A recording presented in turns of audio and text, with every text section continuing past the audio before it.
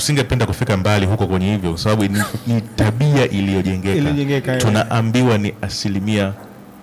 Nadhani wengi wao ndio. Sasa hata yenyewe mamlaka yenyewe haifiki kwenye hizo 10%. Ukienda TRA wenyewe hawatozi hiyo 10%. Hata ukienda halmashauri hawakotozi 10% ya mauziano. Ni kitu ambacho ni tabia ambayo imejenga ambayo si sahihi.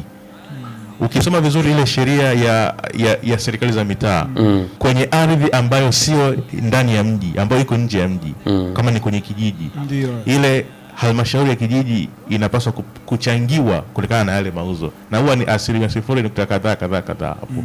Sasa kwa sababu ya hizi hulka ambazo zimeendelea, ndio maana huu mgogoro unakuwa umejengeka. Na hata wenyewe ukiwaambia kwamba kuna kitu kama hicho, hawezi kukubalia, kwa sababu yeye amekuja kuchukua nafasi, aliyemkuta pia alikuwa ana hiyo tendency. Ni jambo ambalo limezoeleka, lakini si katika mfumo ambao rasmi.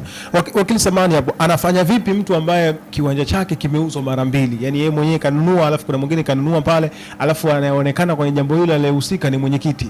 Tayari huo ni mgogoro, na kama ni mgogoro inamaanisha kwamba unaweza kwenda kufungua shauri dhidi ya aliyeuza na dhidi ya yule ambaye umemkuta kwenye eneo husika.